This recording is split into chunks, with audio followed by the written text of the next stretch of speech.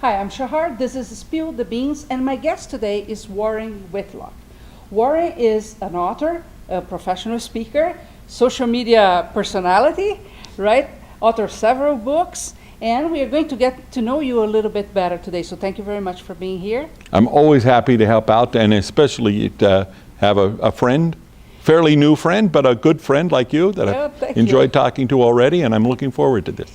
Warren, I know a lot about you because I've been following you for many years, but tell them a little bit about yourself. Okay. Hi, them. I have been pretty much on a path of looking out for ways to help other people so that I get what I want when they get what they want. It goes back to the idea. The interesting thing I like to reflect on is that I remember as a small child, single-digit age or something, going to church and being told that you should live your religion every day. Don't just be good on Sunday. And I thought, well, that's kind of weird. On Sunday, Mom makes me wear different clothes, but other than that, how am I different? And I always thought about that. It always was in my head as the most important thing was to always be consistent, be authentic, be the same person, and do good all the time. Until I started studying business. And in business, they said it's dog eat dog, and you've got to kill the competition, and things like that. And I was a salesman, and I go like, okay, and you got to trick the person into buying, and I go like, that doesn't sound right. And then I studied a little bit with Zig Ziglar, who says you can get anything you want out of life if you help enough other people get what they want. And I go like, yeah, that makes some sense. And most of his stories were very much keeping with my kind of values and not at all like the other sales training I'd seen. I liked that, but even more was a sales training program that started talking about what now is called either counselor selling or consultant sales, things like that. And I started using that, and my sales tripled immediately. I then went on to be a sales manager and taught at least 20 other people how to do that. We would take kids right out of college, because we were a small town radio station, and we happened to be at the right place between a college and the metropolitan area that they all knew about us because they'd driven through our town. And so we always had enough of those. And once we got a couple, they started coming. And I remember they said, we've never heard anything like this. First of all, the school was teaching them radio, wasn't teaching them how to sell. And we taught them how to do it, and they're like, well, this just is natural. And the ones who were afraid of selling loved it. And we were just growing like crazy and doing fantastic. And not long after that, I decided that radio was changing enough that I didn't want to make that my only career path. I wanted to look at some other things. And I kept getting downsized too.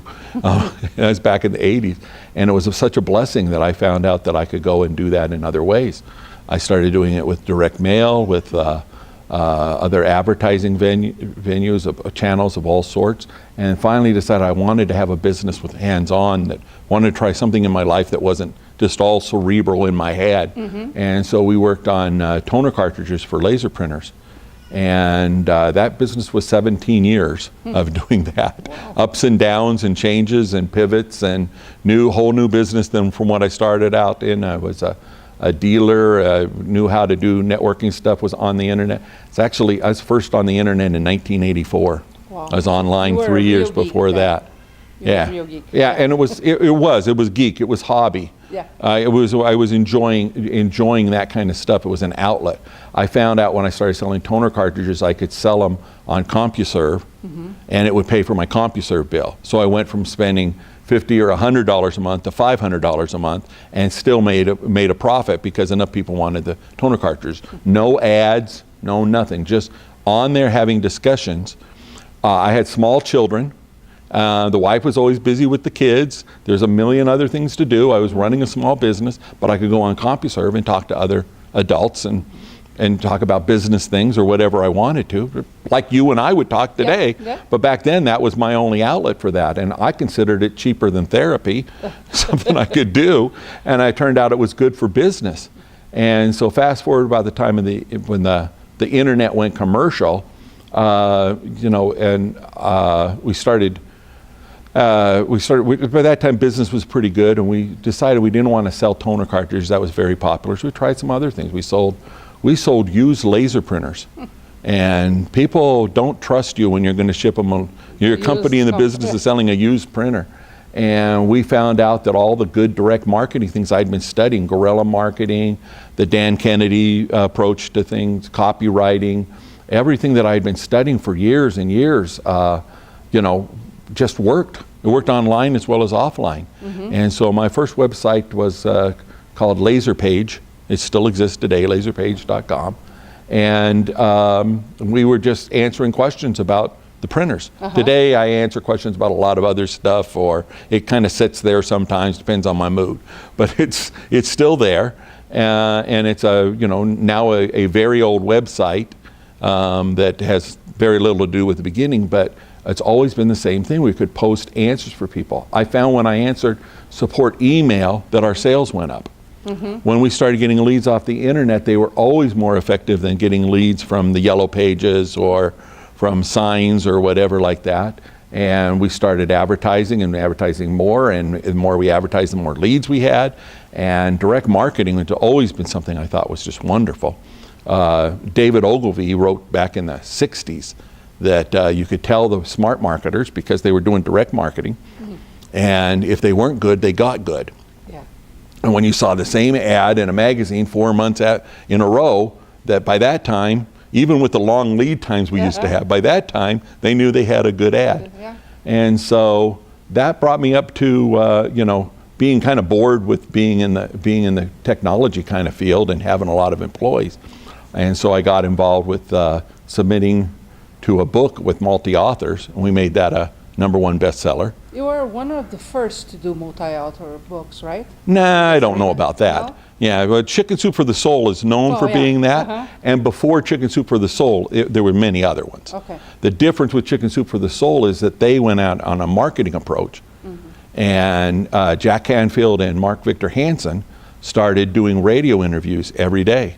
Each one of them did 5 radio interviews a day. They had to pay multiple agencies to go out and set up those interviews. These were real radio stations back in the day with, all the rules of calling in about it had to be just right to make it all work, and sit on the line and wait and get up at odd hours to make these calls. And they did that for a year and a half, and at the end of the year and a half they had the #1 and #2 best-selling books on the New York Times. And there's a lot of how do you get on the New York Times, and do all books mean that you're a really big success? Chicken Soup is pretty much proof that they took the approach of going after getting that, and then went on to sell a couple 100 million books in the series. And it was a good concept, but more important, it was a lot of promotion. But fast forward to when I got involved, the guy I first got involved with had written a book. It had sold well, and he was marketing it. He was actually going places and getting people to stock copies on consignment or doing anything, not bookstores, not worrying about the rules. And he found out that he had a bestseller compared to most books, and decided he wanted to do another book. It was fun. And he didn't like writing, so he got other people to contribute. And he came to me at a seminar like we've been attending here and said, "Will you write a chapter for me?" And I said, "Okay." He says, "How many copies of the book do you want to buy?" And I get how this works. And I said, "Well, as a matter of fact, I could use some." We actually were sticking a copy of my book, the book I was in every package that we shipped out for the laser printer company.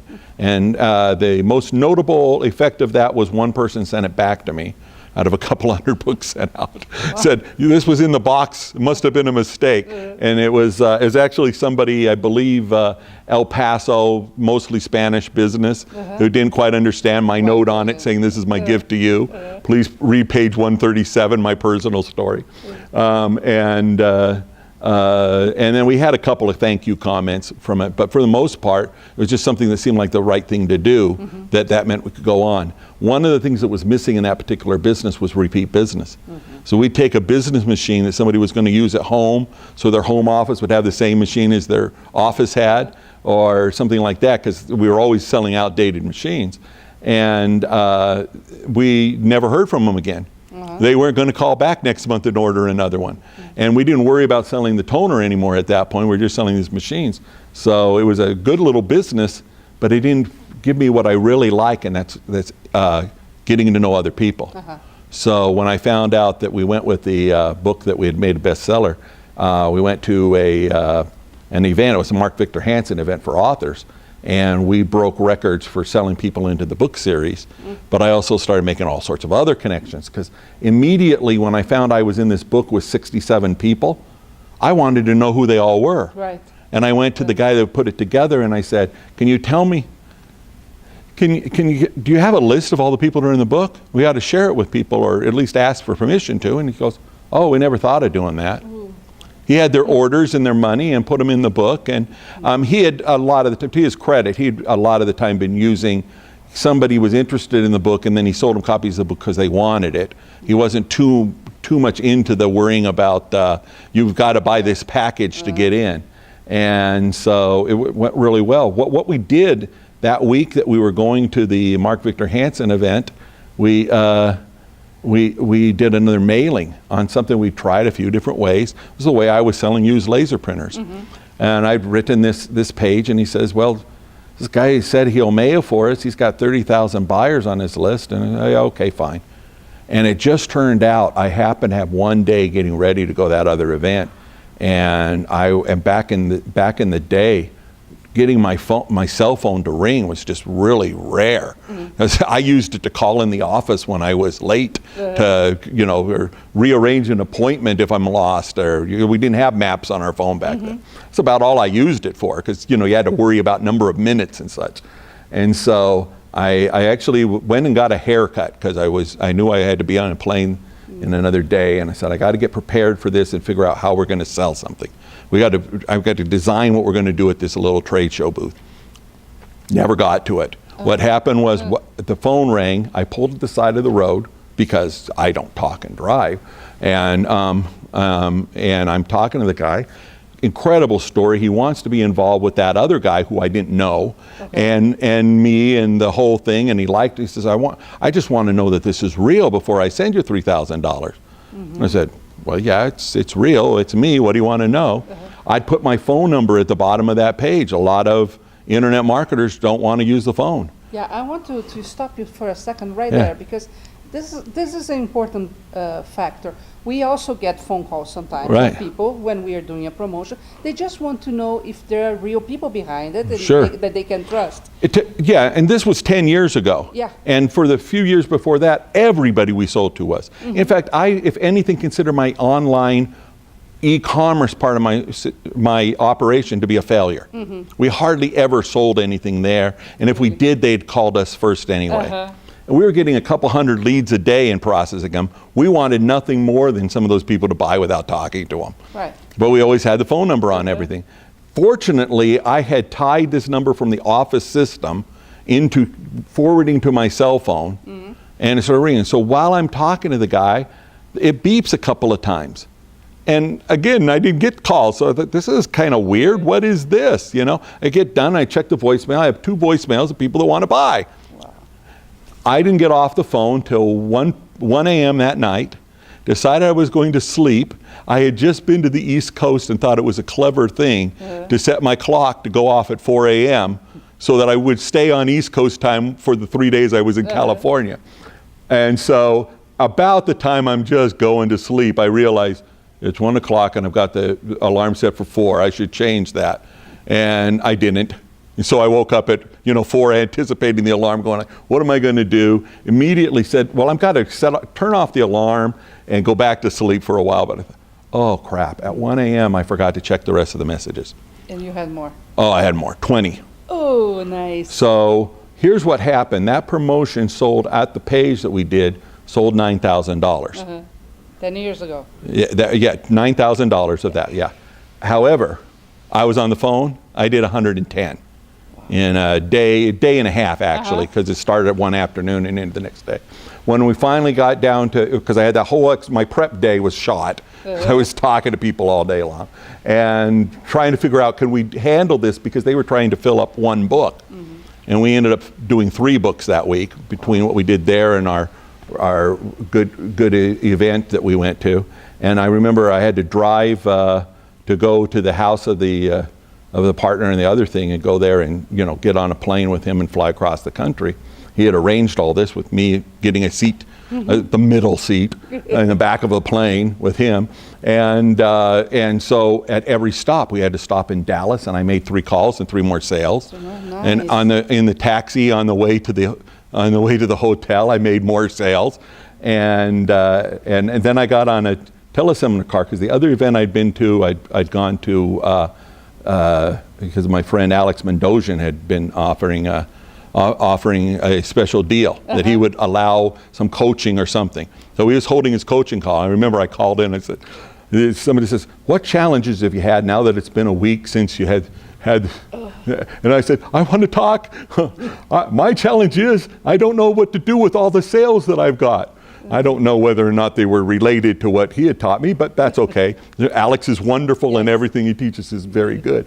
And so what we found was we just did some very basic marketing things and kept applying them. And that page that people were coming from, and the email was nothing special. That was to the right list. Yeah. And then the page was a good page that I'd spent hours working on. Mm-hmm.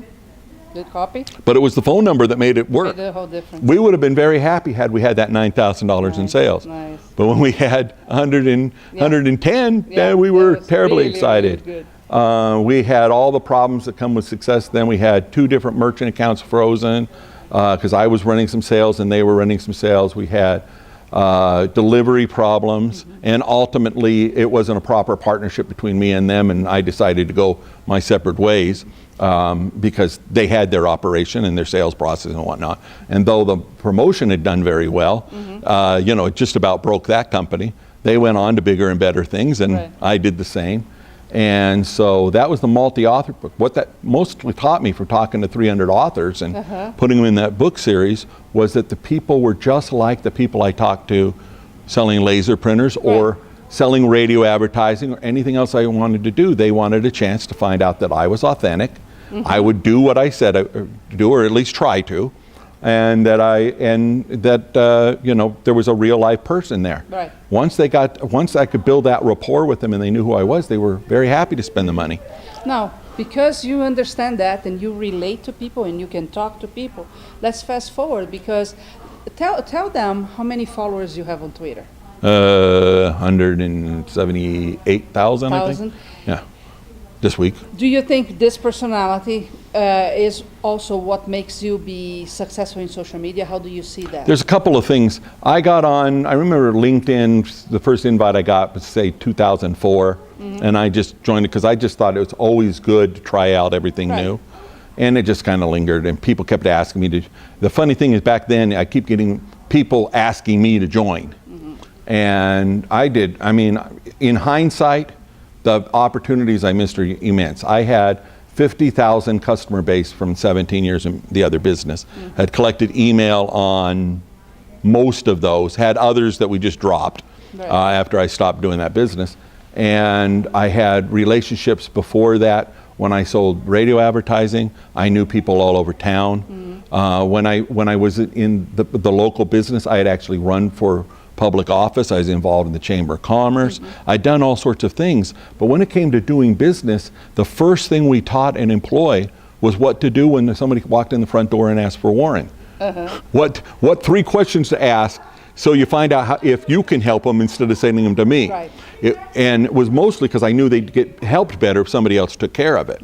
I was happy to talk to customers. That wasn't the problem. It was people were coming in and say, well, I met Warren at the Rotary Club wondering whether or not he could do this with my computer, and we were fixing printers. And there were things we could do and not do, but there was a guy that decided that. It wasn't me. And so we had to funnel it. And people calling to ask directions. Well, first of all, they didn't want to get me because it could be 20 minutes of how to get to the store if they talked to me. Because I did realize they were a human being and I wanted to treat them nice and talk to them. I said, yeah, but you know, there's construction over there, and we've been there for about 2 months, and this person doesn't care. They're coming from the other direction. And we were joking earlier about talking about traffic, you know. But do you think this approach that you have with people is what makes you Sure. successful in social So media? what I found was that all of those things that used to annoy me are exactly what people want. Yeah. I now realize that if somebody calls your store and asks for the store hours, what time do you close tonight? That's because they intend to come and buy something from you. You should treat that, and if they don't know your store hours, even if they're a repeat customer, they're not a super loyal, there every week kind of customer, they know your store hours. And so treating that person as special is saying like, well, we're going to close at 7 tonight, but you know, if you need something special, let me know. How can I help you? And then, no, 7's fine.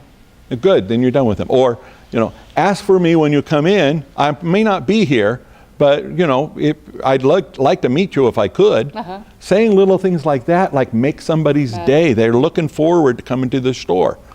But even 10 years ago, as I was starting to have a lot of success selling with direct marketing, it was like, no, people come in the store and they're asking for me. Teach them how to not ask for me. That's changed because of social media. That's the big change, is that we are allowed to just treat people like people. And so on Twitter, I did what everybody else does. First of all, I looked at it and said, what does somebody want to know about what the other guy had for breakfast? Yeah. Why would anybody want to know that? That's because it's like we go to a restaurant, I care about what you're ordering. The person sitting behind me, I couldn't care less what they order. It's part of normal conversation. I don't really care what you have for lunch, but you're sitting there and it's in polite conversation. And can be an icebreaker. Yeah, well, what I found is 90% of all conversation is that. It's, you know, how's the weather where you're at? Did you have a good flight?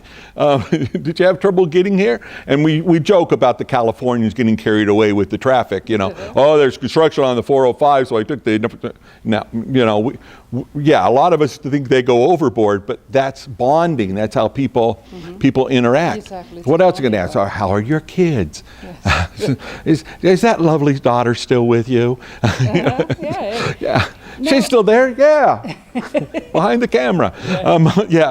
And that kind of stuff. And it's not because, you know, it's going to make a big difference in my world. It's just polite things to say. And when I discovered that, when I learned to say that on Twitter, well, first of all, then I went through the other phase. I have to admit that everybody does. I'm a marketer. I went on there, and my first thing was I was helping people sell books was book marketing. That was going to be my handle. And I'm branding, I've got keywords, and I'm posting links out to special offers, and I'm, you know, rearranging, but I'm also a tech. And so the people that adopted this early on were two kinds of people: PR people and some marketing, but mostly leaning towards PR, and then techs. And tech PR people like crazy. These are my people. Yeah. I'm a geek that likes the computers and likes to sell stuff. Right. So I wanted to get to know some of these things. And when I see Guy Kawasaki on there, not as big evangelist or whatever Guy is known for at the time, he put Guy Kawasaki as his name. I'm like, oh, that's good. Guy just asked a question and I'd like to answer it. But I don't think I want to answer it as book marketing guru. Right. I want to answer it as me. So I changed to my name and started doing that, and that's about the time I entered the third phase. Which is the first phase is, this is a waste of time. Second phase is, how do I monetize this? The third phase is, how did I live without this? Here I am talking to Guy Kawasaki, who I thought was some hero off afar that I'd never meet. I buy his books and read them, and like the big day for me was when Tom Peters and I started talking. I'm going like this. Oh yeah, I know more about social media and blogging than he does, and he's coming out with a book that's based on his blog for the past 4 years. Of course he cares about what my opinion is. And then then I saw his book and I go like, oh boy.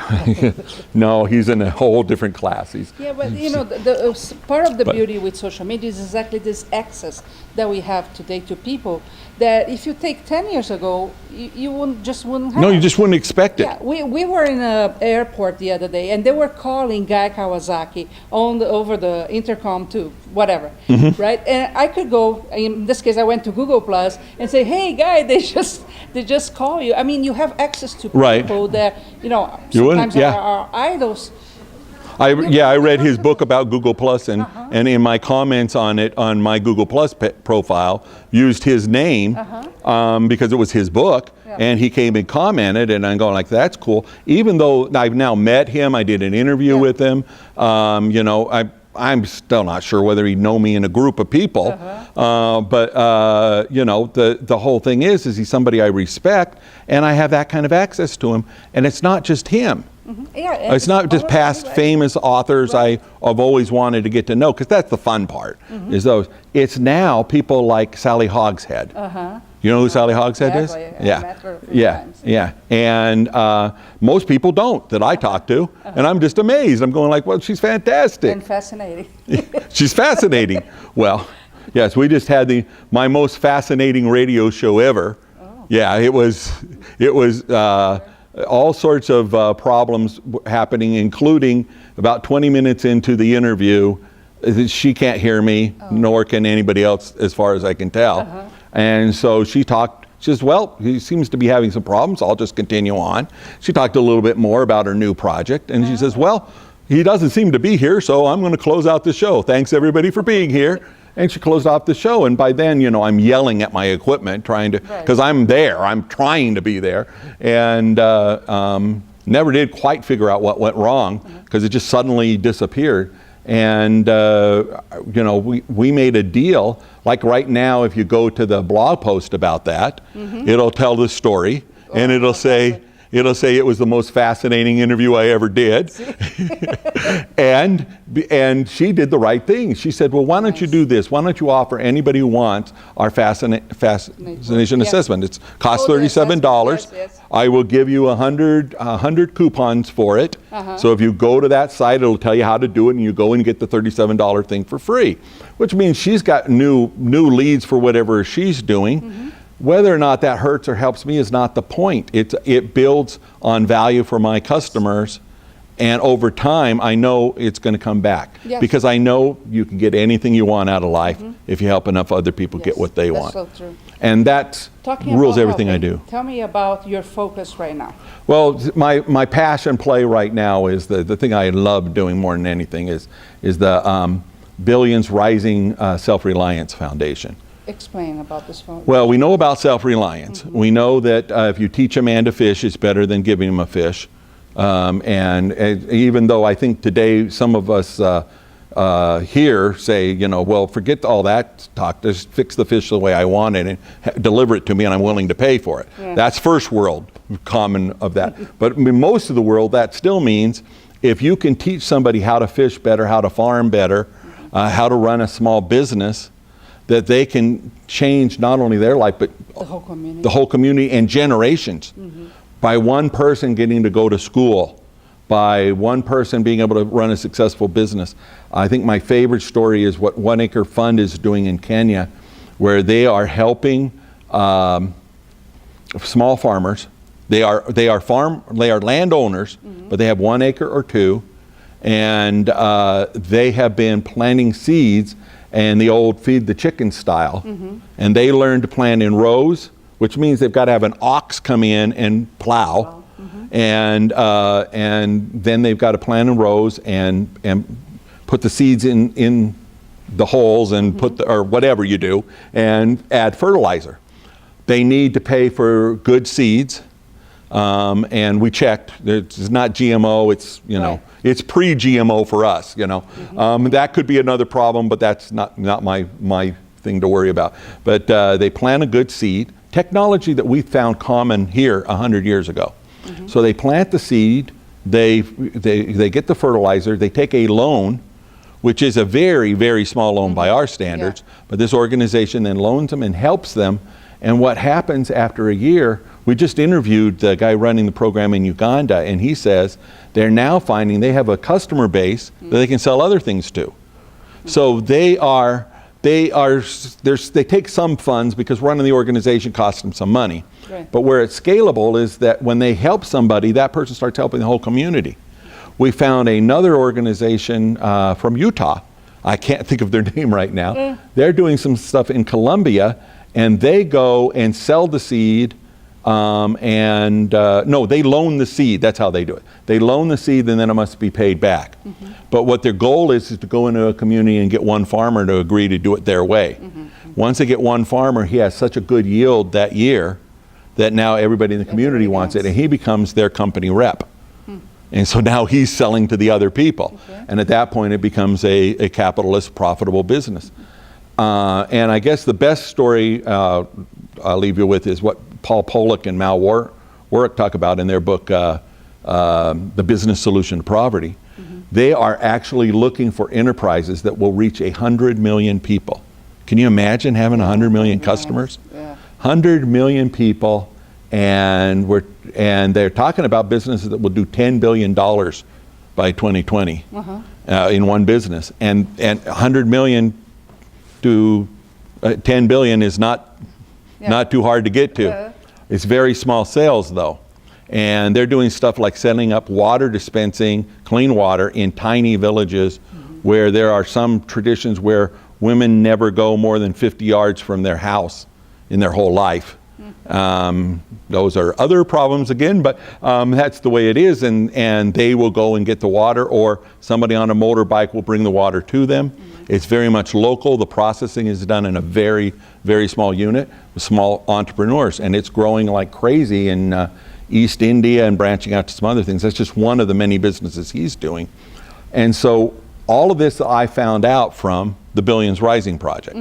We use my network and beyond and find people that are doing good things to help other people get a hand up instead of a handout. And so after several months of working on it as a book, we have a book.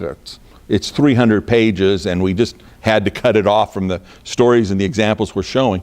The one thing we think we've added to the description of this is that all of charity and taking care of helping other people comes down to being something like Maslow's hierarchy of needs. And so in the triangle pyramid of Maslow, at the bottom is you need to have food and shelter and water. Okay, and at that point, like for instance, the typhoon hits the Philippines. It's not time to talk about whether or not they need a business. They do, they need all of this, but not this week. Now they need a roof over their heads and be able right. to... And then you find that what they really want is prestige. They want to take control of their lives. They don't want somebody coming in with a truck and handing out, you know, like what we have, what the government cheese, you know. And I think that's one of the problems with welfare today, is that so much of it is, you know, we've figured it out that we can take our abundance and give it to people and put them on the dole, and that becomes a problem. So the answer is not to cut off that kind of support. And we also don't understand their challenges many times, right? We have some team members that were affected by the typhoon, and he was telling one of them, finally, after a week or so, were able to talk to us. And he was saying that most people there do not have house insurance because, of course, it's extremely expensive. So they have to rebuild themselves. Right? So sometimes it's not just, okay, they need more food or not, they need other resources to be able to go back to what should be a and then life. the bigger question, and I think you and I may have talked about this sometime before the show, but you know, it's something I'm getting in a lot of discussions now, is I think right now is a perfect time to be looking at Haiti and the Philippines and saying, like, what can we do so the next time something like this happens, there's, you know, are people living just in the wrong place and it just happens? Some of it's that, and some of it is planning for them on the long term, that they can't get that far because they're always digging out of the last typhoon.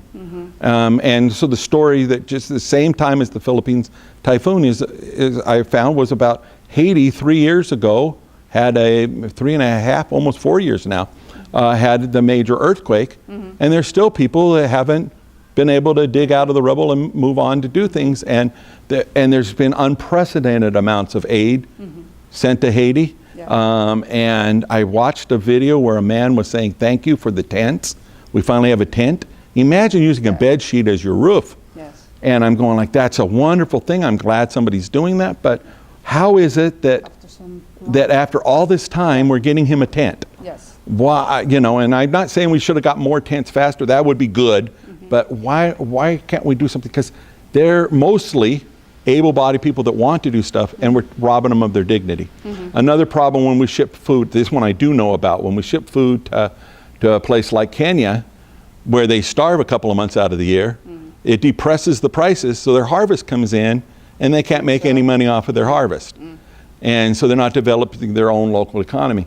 It's not, I can't say the answer is to stop sending them food, but the answer is to work more and more on them not needing the food. Yes. And that's what we talk about when we talk about a hand up instead of a handout. So once you get that feeling of self-reliance and you can take care of your family and you're not going to starve and you don't need to go sign up for the government program or the aid or whatever, it's and I keep finding big pockets of people and for different ways are saying, we don't want the aid, this is what we want. If you could just do this for us, you know. Yeah.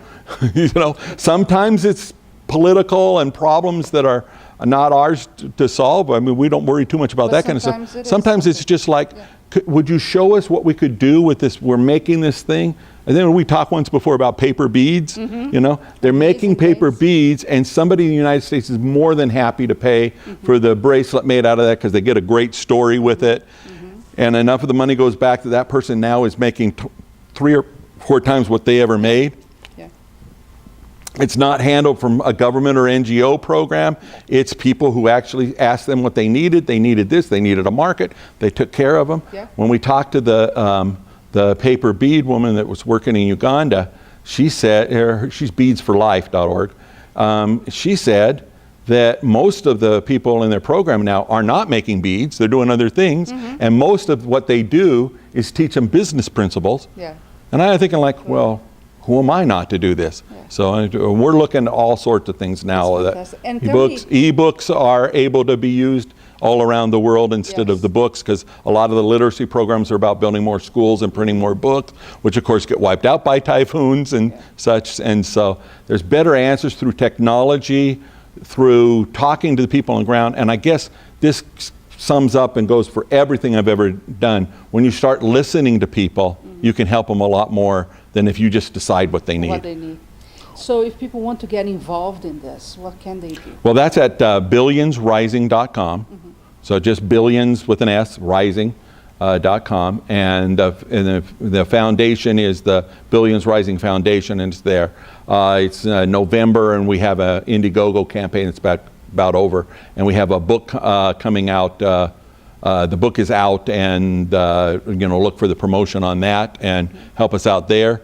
Spread the word. Mostly share when you find a good story. We're always looking for more stories. I know just talking to you, you have stories from Brazil that I hadn't thought of, and things like that we're using for our next book, our documentary, whatever. We have a documentary idea kind of in the works. My partner in this, Anita Casalina, has experience making documentaries, and if you find our Indiegogo campaign, the video on it's just fantastic. Okay, I'll go take a look. Yeah. And what about getting in touch with Warren? I'm on Twitter. I'm at Warren Whitlock, and Google my name, Warren Whitlock, WARREN, WHITLOCK. And a few 100,000 entries in Google, you can find me. You find very easily. Yeah, and WarrenWhitlock.com, of course, is my site, but you can find me someplace. And I'm happy to talk to anybody. Yeah. Leave me a comment. If you use my name on Twitter, the thing that people don't realize is that I read every time my name is used. Nice. Good. And so if you thought I was a jerk on the show, go ahead and tell me. Don't say good interview, thanks. I mean, I appreciate that. Don't get me wrong, I've got a big ego. But tell me what you learned, tell me what you'd like to know more about. Let's have a conversation, because only from the conversation can we learn. Yes, that's true. He's an amazing guy. Billions Rising is an amazing project, and we all should be involved, because if villages can transform itself, we will have a better world soon. And bigger markets. Bigger markets too, right. So thank you very much. Thank you. See you next time.